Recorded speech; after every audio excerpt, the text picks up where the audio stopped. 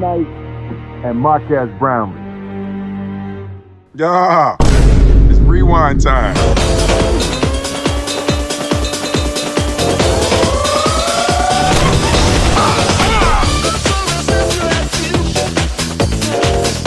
I reloaded on my immigrant paddle boat and returned to the silent minefield. Mines in this game are a little silly with their detection radius. From how they look, I would think they're the type to explode when stepped on. Personal mine for attacking human beings.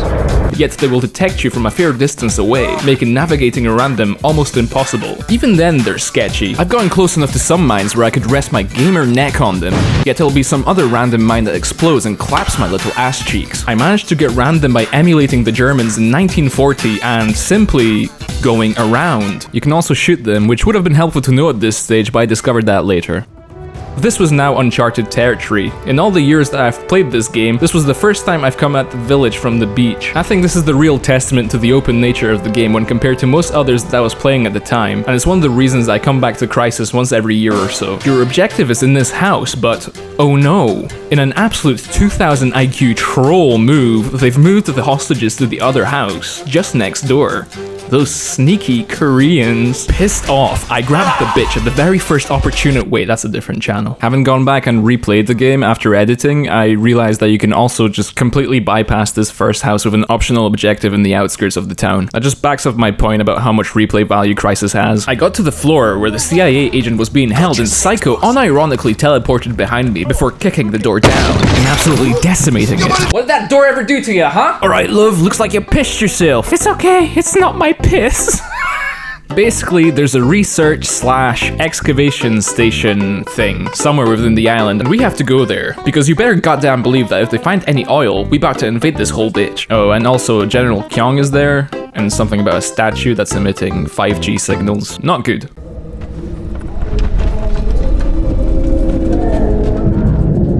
Oh shit! So it doesn't matter whether you manage to get in undetected or not, the Koreans call on a couple of tanks to come and take you out. You have to kill them before the game lets you progress to the next area. When I was a kid, my dumbass thought that the game was just over at this point because I couldn't find these rocket launchers which are literally in the same building. Truly the peak of my gaming career. The armor's clear. We're getting ready to move. Yeah, thanks for the help, asshole. After killing both the tanks, you'll want to make sure that you stock up on as much ammo and explosives as you can before moving on to the next area. I didn't mention this in the last video, but collecting ammo in this game can be pretty annoying. You have to press F to pay respect to each weapon and ammo box you come by, or else you'll just walk past it. It's kinda annoying, but at least you get a full magazine from any rifle you pick up, so you don't have to pick up too many before you're fully stocked. I'm pretty sure you don't have to do this in Crysis Warhead. Your character would just pick up ammo automatically off the floor, but then again, it's been years since I last played that game. Maybe I will revisit it in the future. So you have to jump over some more rocks to get to the next area. I have two parts in Crysis that I would consider my favorite areas, and this is one of them. Sure, it's one of the more linear areas, but god damn does it scratch that AVP itch for me. Everything from the big trees to the cloak mode and being constantly outnumbered yet having the upper hand just makes me want to reinstall AVP 2 and play the shit out of it.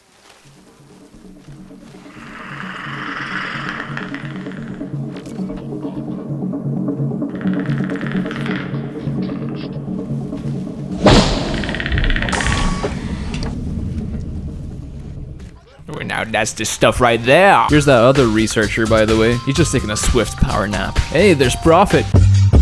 He's gonna try and mansplain to you about why he didn't tell you that the researcher was actually CIA, but you could just run into the caves like a true introverted gamer and skip all of this dialogue.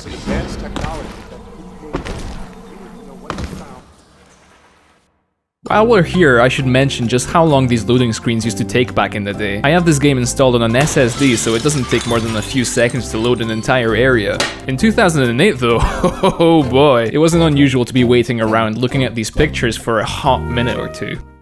And then I told him, psych bitch, that's the wrong! Man, did you fart? I smell unwashed cock.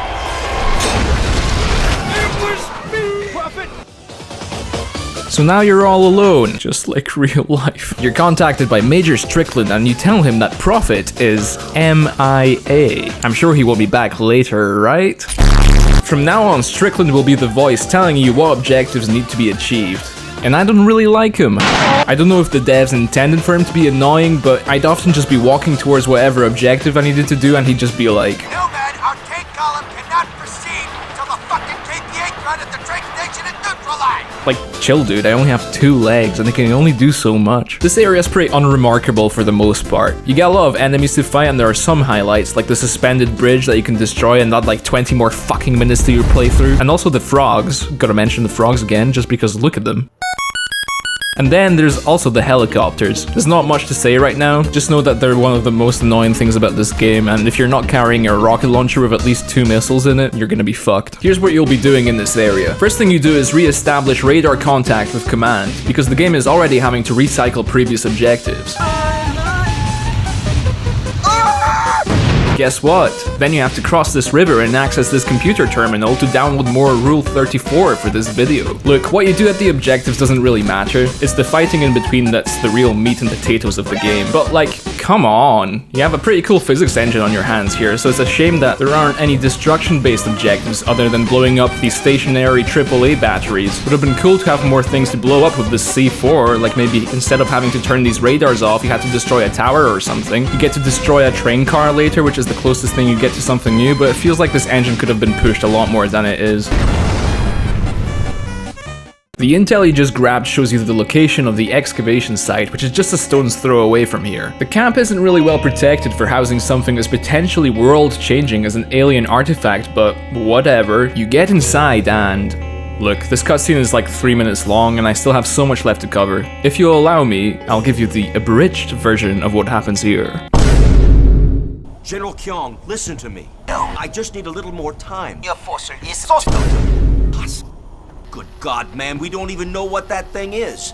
Dad, what's wrong? Helena, the fossil is fossil. Dad, we're picking up a microwave.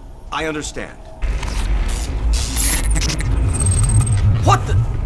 Who are you? USS Rosenthal. Thank God, Kyong is fossil at the mine in the mountains. Because you two fits where the two fits. So it's revealed that what the Koreans are really interested in is a hidden temple somewhere within the mountains of the island. That's where Kyong is right now, and if we let him falcon punch his way into this alien lair, then who knows what could happen. He seems to think that he could harness its energy and make North Korea the new world superpower because of it. I guess it kinda makes sense why they're so eager to get it first before the United States. Strickland tells you that the Pentagon has planned a full-on assault onto the island, and you'll be joining the Marines to help secure this alien technology, but not before you have to trek across the entire fucking map to get to the landing zone. Rosenthal is dead. So long, me boy. You're gonna be mystery meat now. You go outside and, oh look, it's dark now. One of the cool things that Crysis does a lot is changing the time of day as you progress through your mission. Really makes you feel like you're part of this big, long Special Forces operation. Wonder how you're able to stay awake though. Must be all that crack. Yeah, this is one of the times where you need to use a vehicle unless you want to be walking for the next 20 minutes. I'll talk more about vehicles later. You can hitch a ride on a boat near this dock here, but for the love of God, make sure you have a rocket launcher with at least 2 missiles on you. You're pretty much guaranteed to be spotted by this helicopter on your way downriver, and if you don't have any way to get rid of it, you're gonna have a really bad time here. I forgot to prepare in this playthrough, but luckily I remembered that there was a rocket launcher just up the hill here. Don't be like me. Always be prepared. As you get closer to the landing zone, you begin to notice that you're entering a swamp. Truly a good place to land. You're about to be picked up, but Nomad flexes his cranial muscle and proclaims that the LZ is still hot. Turns out the Koreans were expecting you. And they have nanosuits. Wait, how? It's back to the wiki with this one, boys. The Crynet nanosuit worn in this game by your boy Nomad was originally reverse engineered from captured Ceph technology. Ceph is the name of the alien race in the Crysis universe, as you know if you've played Crysis 2 or 3. This means that someone involved in developing the nanosuit must have known about the existence of aliens before the time that this game takes place. Why then is everyone so surprised when we find them on the island? Wouldn't there be someone around who would be like, oh yeah, the aliens. We based the suit you're wearing off the recovered technology. This is what they're weak to, and watch out for the freeze rays. This is even assuming that a secret as important to the human race as the existence of extraterrestrial life somehow manages to remain a secret within the US government. The Korean nanosuits are said to be made with similar technology as the Crynet versions. This means one of two things. The first one is really dumb, as it suggests that the North Koreans, who haven't even been able to figure out electricity yet, were somehow able to use the alien artifacts they found on the island to create a handful of these suits within the span of like the 7 fucking days that they've been here? I don't think we need to go into more detail about that that one. I guess the second option would be that the development of the SCUFFED Korean suit had been going on for quite some time, with a lot of espionage going on behind the scenes. I guess this isn't as bad. It really depends on how advanced the Koreans are in this alternate universe, but the game itself just goes, oh, they have nano suits now, and you're just kind of meant to go along with it and be like, Papa. Nomad also says this. If it's any consolation, they look like cheap knockoffs. How can you fucking tell, dude? Honestly, props to them for actually putting camo on the fucking thing. I guess black would be alright for night operations, but the American nano suit kinda just stands out in broad daylight, especially when it glows. The wiki does say though that it's inferior in a lot of ways, so fuck it! I guess it is. You finish off the last of the KPA Special Forces and the bashful VTOL finally decides it's okay to land. You get inside and, psycho. Wonder what sort of debauchery you've been up to. You heard about Prophet. I'm actually gonna miss the bastard. Oi bruv, stop that weeb shit. I mentioned before that I have two favorite parts in this game and we're coming up on the second one now. Which means it's all downhill from here. Let's enjoy it while it lasts, boys. Damn, I wish I had one of those suits now.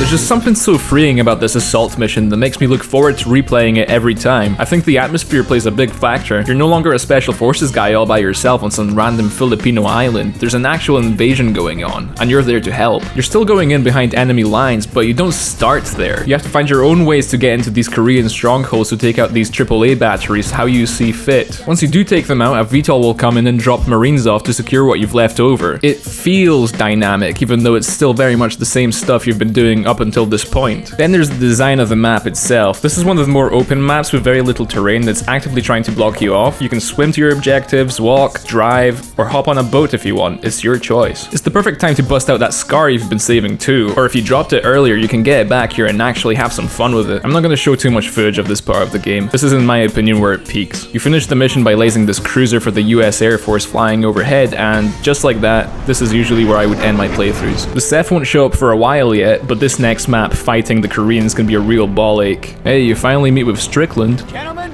my hat's off to you. The harbor is ours. We're heading up the valley. Take one of our tanks and follow the column through the tunnel.